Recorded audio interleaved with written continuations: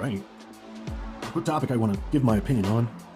By any means am I no marriage counselor or such, but I'd like to give my opinion based off of my years of living and dealing with people who've been divorced multiple times and have found that the grass could be greener, but a lot of times it's not. It causes much self-destruction, if you know what I mean. Now, there are some cases where a divorcee can remarry and find someone that they truly love, and in those cases, great. But when we divorce for the simple fact of being single, being able to do whatever we want, being free, that is what leads to self-destruction. See, we think it's a therapy or we're finally getting to do what we really want, but a majority of people get their wisdom from a culture that's degenerate. Many social media really teach how to be immature and self-destruct. There's rarely things out there that really can give you the best advice. And in my opinion, the biblical wisdom is the strongest foundation. Now, there's many great philosophers out there that you can learn from, but a majority of them have learned their own principles from the biblical wisdom. What I'm saying is, we really have to be careful who we get wisdom from.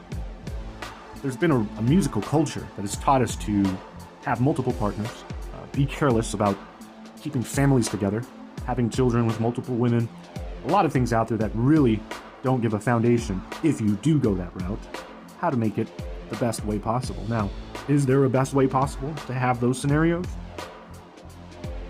Not by any of 99% of you, I would argue. Now, here's the thing, getting back into the divorce.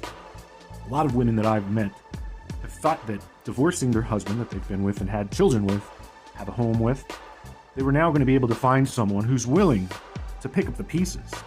You see, as single men, they are not interested in caring or raising your children. Being honest. Now, there are some exceptions of fathers out there that are divorced who are interested in single mothers, gathering a family together, if you will. But for those women who leave their husbands thinking that they can find a younger, better-looking partner, they find that those relationships are only temporary. You see, those single men out there in the market, they're not interested in marriage. And if they are, they're certainly not going to want to take on a woman with kids. I'm just being honest. I'm not trying to offend anyone, but in my opinion, it is best, you women, stop listening to your single friends, stop listening to the social media influencers, stop listening to the rap crap, the female rappers who tell you otherwise, and really change your mindset into keeping sustainability. You see, it not only affects you, but it affects your kids. When your kids see your single mother out there with multiple men, they see you as unstable. It's truth. And it's nothing more traumatizing than seeing your mother acting very immature and having multiple men come in and out of her life. You see, if you can work it out somehow, support each other, I mean, after all, you did marry and have kids with each other, you'll find that in most cases, it is best for women to stay with their partner. You see, the men out there are going to use you, and it's going to be a temporary relationship. You're not going to have any support, any sustainability. You'll be used financially, mentally, physically, emotionally. And you're not only doing harm to yourself, but you're doing harm to your family. So do what's best. You chose to be with whoever for a reason.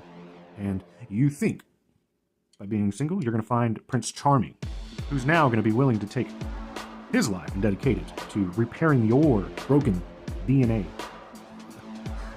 Let's get real.